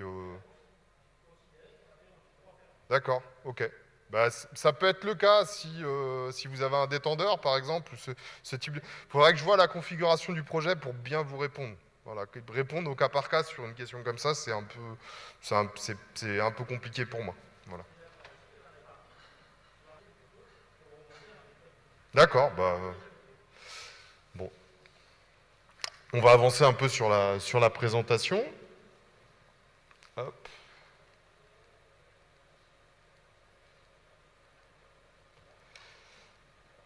On a autre chose aussi, on a les ensembles uniques. Alors ça, c'est une nouveauté qui est pour, typiquement, quand on a un regroupement de bâtiments. Vous savez, on a des projets, souvent, on n'a pas qu'un seul collectif, on va peut-être avoir 2 collectifs, on a même des fois des maisons individuelles, comme à l'image ici, et puis sous cet ensemble de bâtiments, on va retrouver un parc de stationnement. Voilà. Et avant, on alimentait déjà ce type de bâtiment-là. C'est juste qu'on a donné un nom aux choses. La conduite d'immeuble est une conduite d'immeuble sous ensemble unique, puisqu'elle dessert plusieurs bâtiments. Dans les obligations qu'on va retrouver, c'est surtout dans l'appellation des organes de coupure. Donc on aura l'organe de coupure général qui va se trouver vraiment en limite de propriété, comme d'habitude, et on aura des organes de coupure complémentaires qui seront, pour les conduites montantes, au pied au pied des conduites montantes, dans des coffrets, par exemple, pour les maisons individuelles en fonction de la configuration, ou sur un placard technique gaz équipé aussi en fonction du type de bâtiment que l'on va alimenter. Voilà. Donc ces conduites d'immeubles en parc de stationnement, elles répondent aux mêmes prescriptions qu'avant, c'est-à-dire être peintes en jaune, être en acier soudé, ne pas avoir de raccord mécanique, être situé à 2 mètres de hauteur. Vous avez les 13 prescriptions que vous retrouvez dans nos fiches librairies, n'hésitez pas à les consulter. La vraie nouveauté, elle est sur les ensembles uniques, où en fait on est systématiquement en enterré, donc en pleine terre. Là, il n'y a pas de parc de stationnement. On a la possibilité, en fait, plutôt que d'amener du réseau, de réaliser une conduite d'immeuble dans cette partie-là. Donc ça aussi, c'est pareil, vous les retrouvez dans les fiches librairies et dans le guide CJBAT. Ce qu'on a envisagé quand on est dans ce type de configuration-là, c'est de rester quand même sur une technologie réseau, c'est-à-dire utiliser du polyéthylène avec des prises de déclenchement, comme on le fait, mais on est quand même sous une conduite d'immeuble qui va répondre aux prescriptions de l'arrêté, c'est-à-dire toujours avec un organe de coupure générale en limite de propriété, et des organes de coupure complémentaires qui seront situés dans des coffrets en façade. De la façon dont on a pensé les choses, ça serait en fait un ouvrage qui serait... en fait, tout le génie civil serait réalisé par le maître d'ouvrage, c'est-à-dire préparation des fouilles, ce qui va permettre de dérouler le polyéthylène, et ensuite la pose le déroulage et la pose du polyéthylène et le raccordement des différents OCG serait à la main de GRDF. Voilà. Ça, vous pouvez le voir sur les documents qui sont à disposition sur le site CJBAT. Voilà. Ce qu'on a fait, ce qu'on a essayé de faire en fin de compte, c'est de donner au maître d'ouvrage des dimensions de fouille pour que nous, derrière, on puisse travailler et réaliser l'ouvrage gaz. Voilà. Alors, on a une question pour vous. Quelles sont les nouveautés dans le collectif à usage individuel ?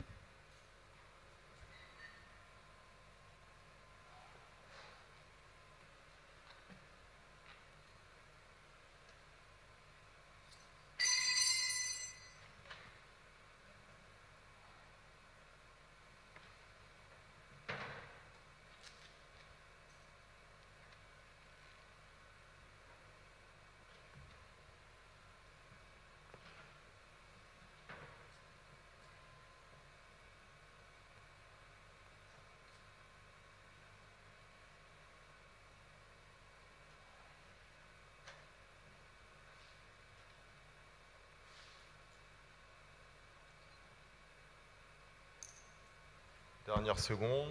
Alors, le placard technique gaz, bah non, effectivement, c'est pas une nouveauté, ça existait avant, hein, dans l'arrêté du d'août 77. Derrière, on y mettait ce qu'on appelait des tiges à précompteurs, hein, c'est le dérivé des canalisations de liaison. Les canalisations de liaison, pour le coup, sont une nouveauté. Voilà, c'est ce qui permet d'alimenter les logements intermédiaires. C'est ce qu'on a vu. Le branchement individuel, c'est quelque chose qui existait aussi.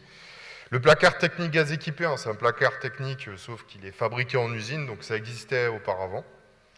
Et le dernier, si on peut descendre, l'ensemble unique est une nouveauté. Voilà. C'est ce qui permet d'alimenter un ensemble de bâtiments sur une parcelle privée.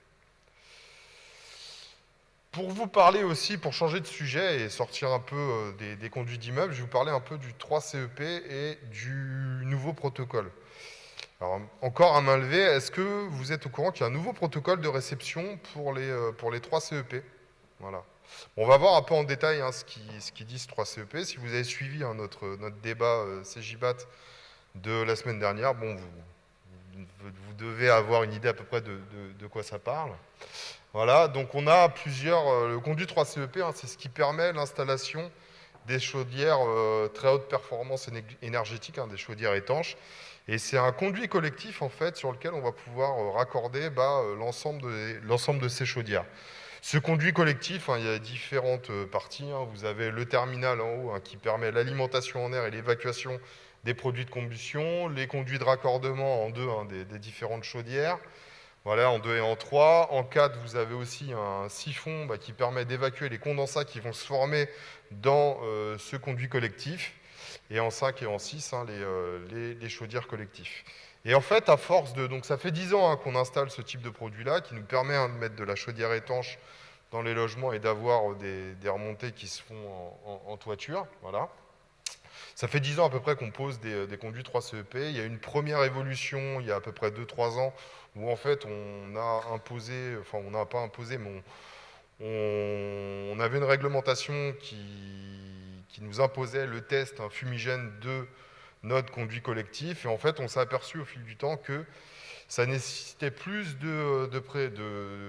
d'obligations parce que c'est des installations, il y a beaucoup de coactivité. Vous allez avoir un installateur qui va poser le conduit 3CEP, un plaquiste qui va venir enfermer le conduit 3CEP, un autre installateur des fois qui va venir poser les chaudières.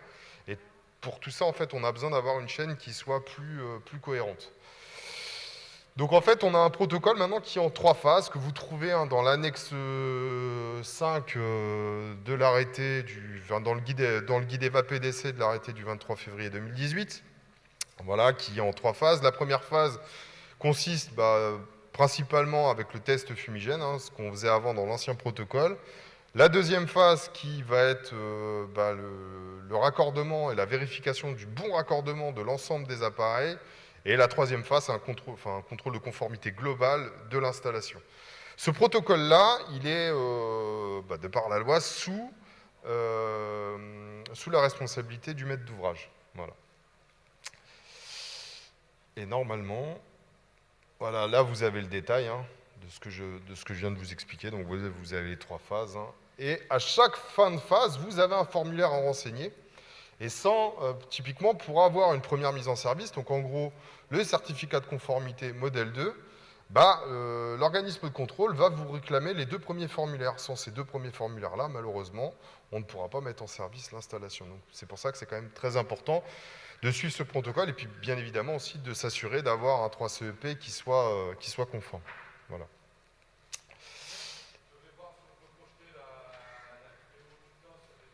Ah bah voilà. Alors, petite minute, on va caler une vidéo en fait que vous retrouvez sur YouTube et qui est en fait un tutoriel de ce protocole, de ce nouveau protocole.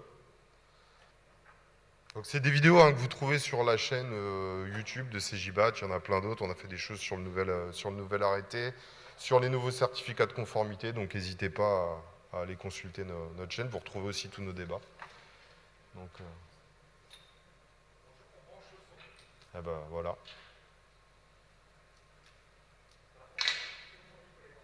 Ah, je vais m'approcher.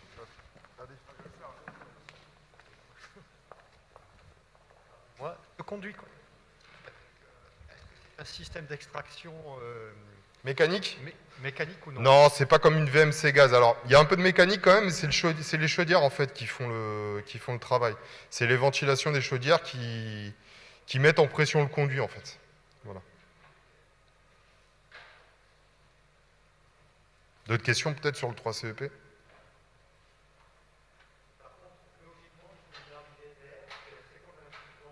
C'est exactement, en fait, c'est la même chose qu'une ventouse. Hein. Sur la partie extérieure du conduit, vous avez donc la partie annulaire, en fait.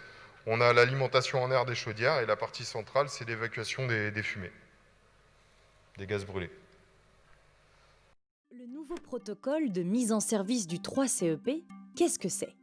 Attention, celui-ci est obligatoire depuis le 1er janvier 2020 avec l'entrée en vigueur du nouvel arrêté gaz.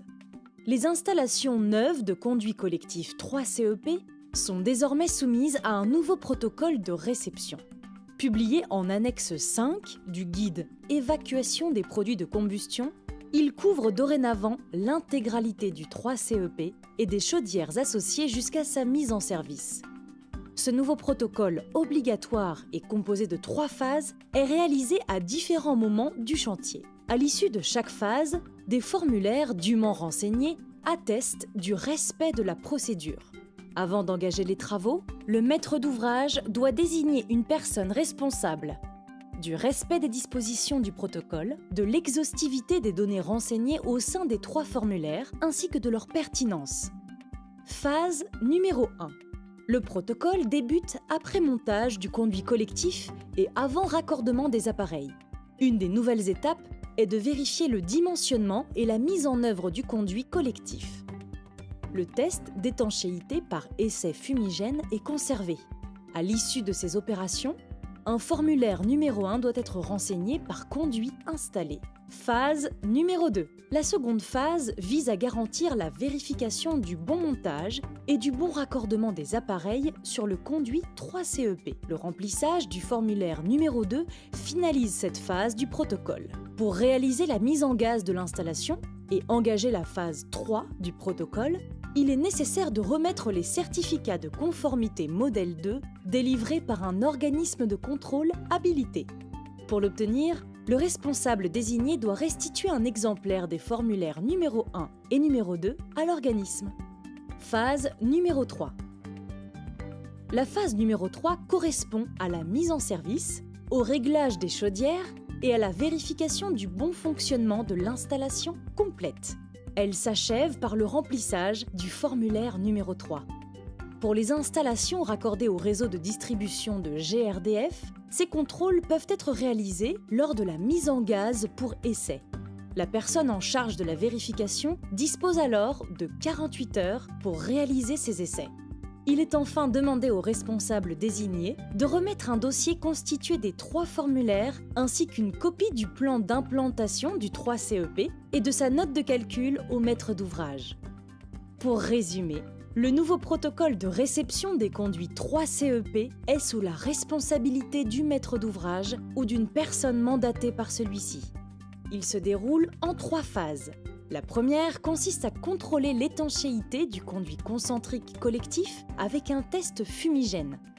La seconde phase vise à vérifier le raccordement des chaudières à celui-ci et la dernière phase permet de valider le fonctionnement complet du dispositif et des appareils. Pour cette dernière étape, il est impératif d'obtenir les certificats de conformité modèle 2 délivrés par les organismes de contrôle habilités. Pour plus d'informations, consultez le dossier technique sur notre site cgibat.grdf.fr. Likez et abonnez-vous à notre chaîne pour découvrir tous nos conseils et nos tutos Cgibat.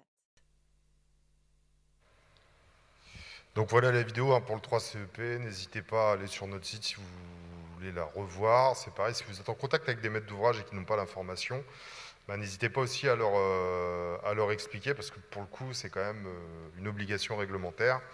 Et ça facilitera aussi, à mon avis, la réalisation des 3CEP. Voilà. Je vais reprendre ça. Hop.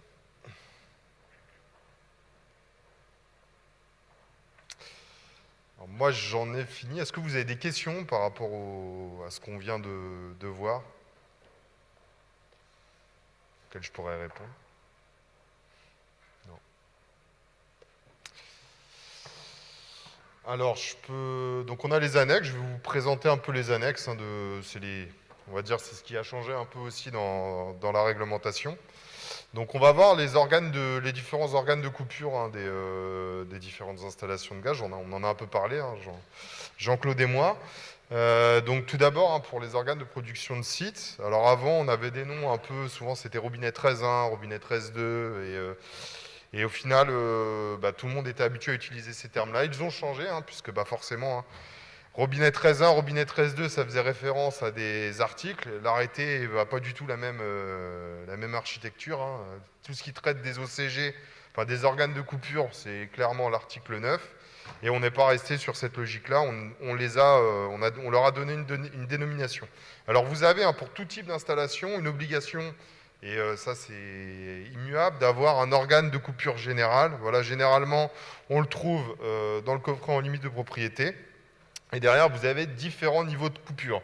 Vous avez un organe de coupure de site dans le cas de site de production d'énergie, hein, donc c'est ce qui remplace hein, les chaufferies. Là, on voit que c'est une aire de production d'énergie. Donc l'organe de coupure de site qui va être placé là, sur l'aire de production d'énergie en limite hein, de site de production d'énergie, et un OCA, un organe de coupure appareil à proximité de l'appareil.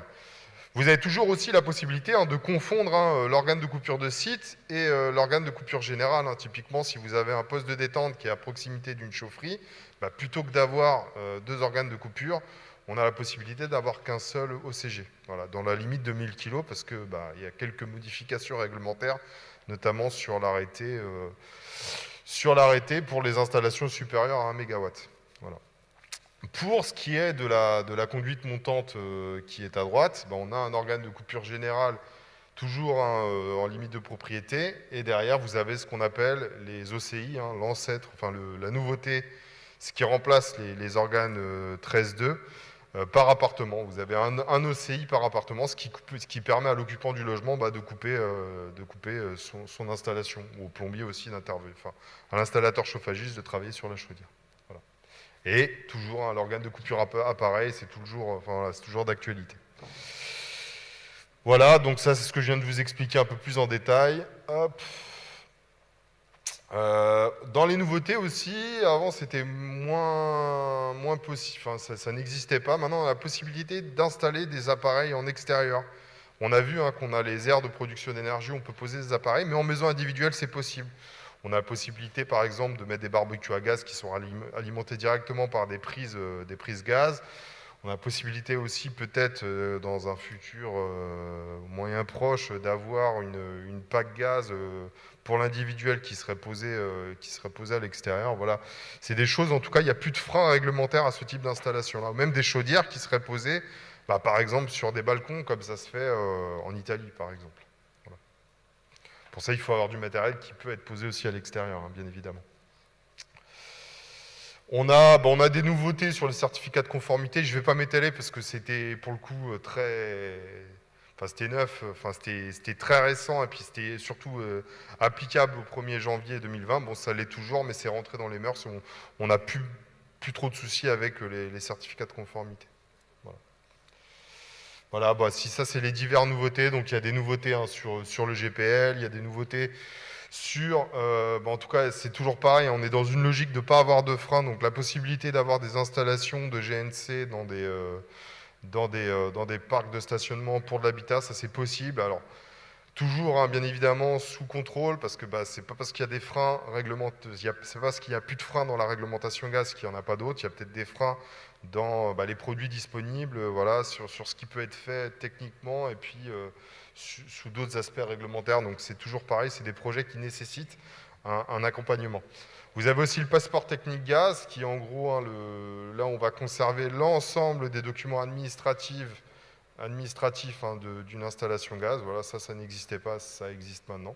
Voilà. Je pense que ça sera utilisé certainement par les bailleurs, puisque ils ont des gros parcs immobiliers avec beaucoup de logements, avec un turnover important, et c'est bien d'avoir une traçabilité des différentes installations. Voilà. Et la VMC Gaz, donc moi je l'aime bien hein, cette dernière illustration parce que ça reflète bien au final ce qu'a fait ce nouvel arrêté. Alors si vous connaissez un peu la réglementation de la VMC Gaz, vous avez des arrêtés, c'est un plat de spaghettis, hein, il y en a dans tous les sens, il y a un arrêté qui renvoie vers un décret, qui renvoie vers un autre arrêté, qui renvoie vers un cahier des charges. Bon, et pour décortiquer tout ça, ça peut être un peu compliqué. Et en fait, pour ce sujet-là, typiquement, la réglementation, elle a permis de simplifier les choses en regroupant toutes ces réglementations dans un guide. Voilà. Et au final, ça résume un peu ce qu'est le nouvel arrêté. C'est une lecture réglementaire beaucoup plus simple et innovante, puisqu'on a la possibilité hein, de la modifier, de l'ajuster à nos contextes actuels, de la réglementation gaz. Voilà. Je pense qu'on a fini. Sylvain, si tu veux.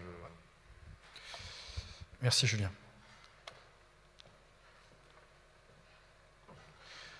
Alors comme Julien et Jean-Claude vous ont présenté, l'arrêté vous allez le retrouver sur Légifrance, hein, vous pouvez le télécharger. L'expertise CJBAT, n'hésitez pas à aller sur notre site internet, vous retrouverez beaucoup de documentation, de réponses d'experts, d'outils de simulation. On tient à remercier Philippe Schoenberg, qui est le président du CNPG, pour nous avoir mis à disposition les illustrations, puis aussi les guides techniques que vous pouvez aller télécharger et qui sont validés par le ministère de la Transition écologique et solidaire. Alors, yes. Nous, on arrive à la fin de notre présentation au niveau de CJBAT et je vais passer la parole à Pierre Montosé. Je vais vous demander un dernier exercice, hein, c'est la fameuse enquête de satisfaction sur lequel vous pourrez apporter une note sur la compréhension de l'arrêté, de ce qu'on vous a présenté aujourd'hui. Ça va nous permettre, nous, de voir qu'est-ce qu'on peut encore vous mettre à disposition à travers les ingénieurs efficacité énergétique, à travers le site internet ou à travers les tutos qu'on peut mettre sur la chaîne YouTube. Et puis après, derrière, aussi de nous évaluer. Encore un grand merci à Pierre, Thomas et son équipe parce que je les ai pris de court sur la vidéo et ils m'ont fait ça en 2-2, excellent. Si vous voulez savoir quel est le nom de la société, je vous invite à aller voir Laurent Ciré. Si un jour vous en avez besoin, n'hésitez pas, ils sont très efficaces. Voilà, merci à vous. N'hésitez pas après sur les échanges qu'on pourrait avoir. Et puis, Pierre, c'est à toi.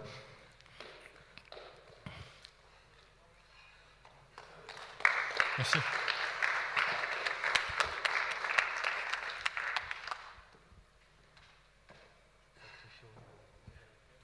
Ouais.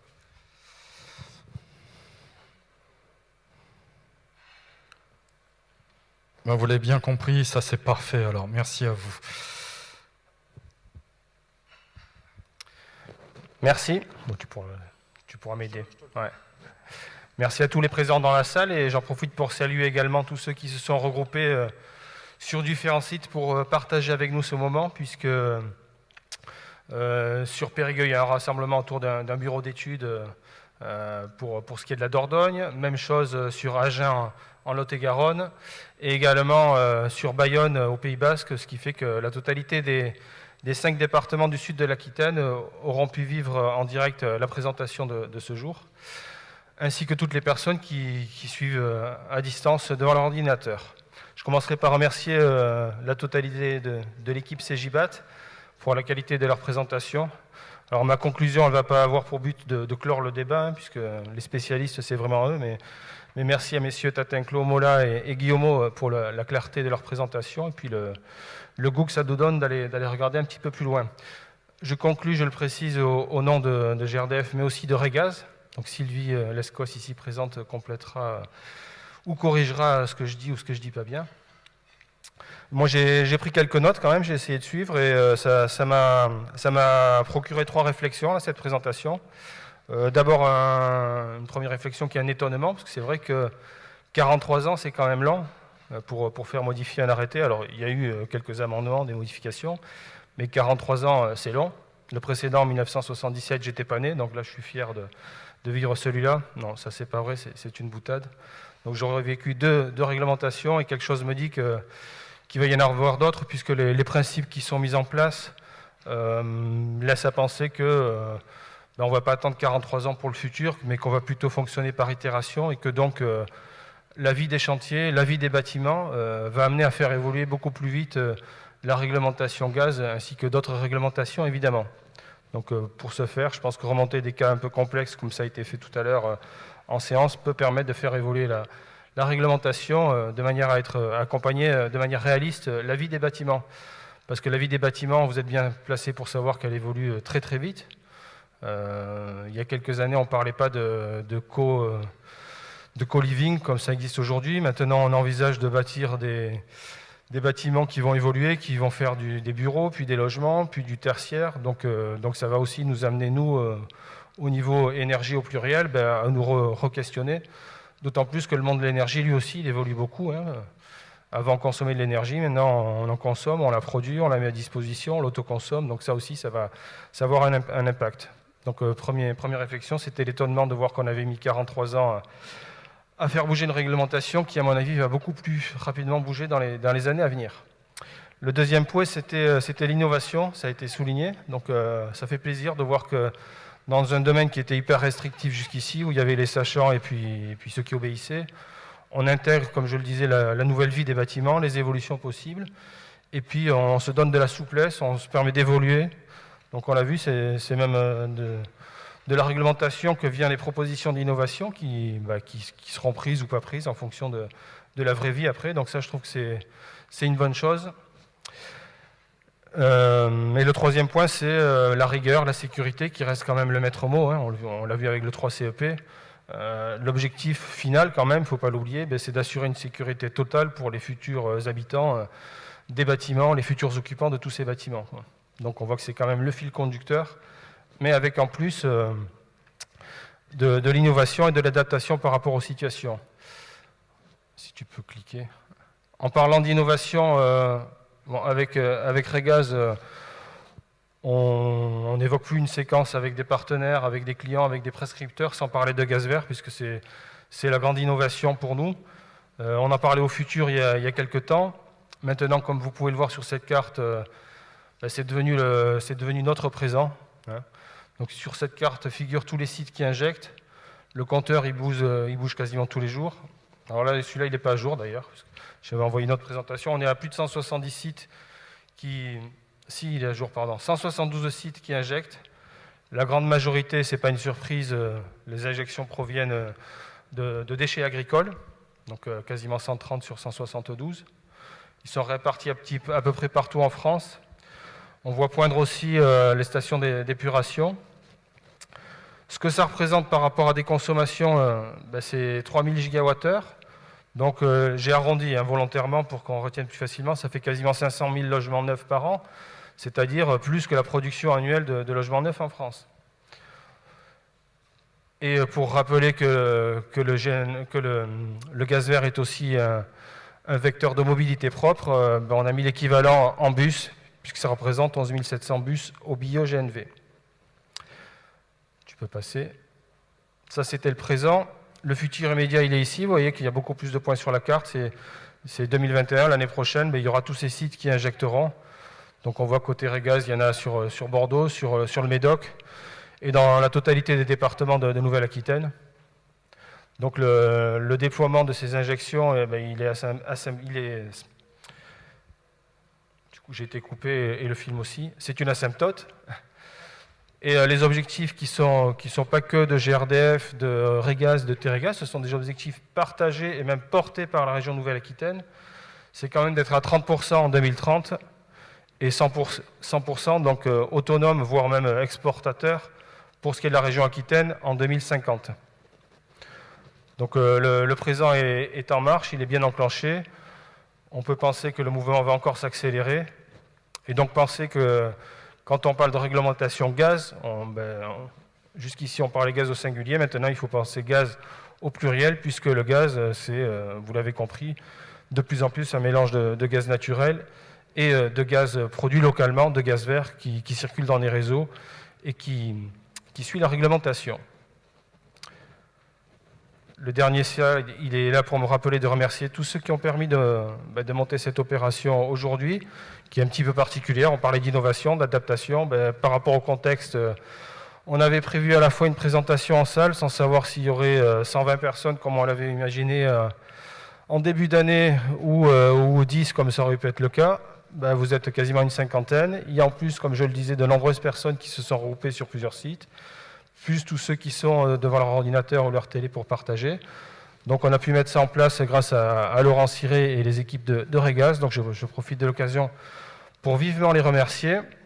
Pour remercier aussi l'équipe technique, puisque vous l'avez vu, il y a plusieurs caméras, il y a toute une régie. Donc je pense que ça a été bien vécu, ça devait être plutôt dynamique quand on est devant son ordinateur, contrairement à parfois quelques conférences téléphoniques qu'on a tous vécues. Et je remercie aussi évidemment la Grande Poste, parce que pour eux aussi, c'est pas simple en ce moment, vous en doutez.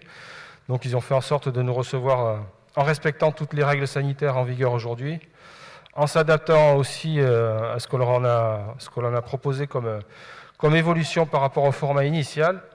Et puis je terminais en vous remerciant à vous tous ici présents d'avoir favorisé l'interaction avec vos questions qui peuvent continuer à être posées, puisque le temps qu'on circule dans la pièce, les tables vont être posées pour partager le déjeuner, et c'est aussi l'occasion de partager avec nos experts CJBAT. Merci à vous tous.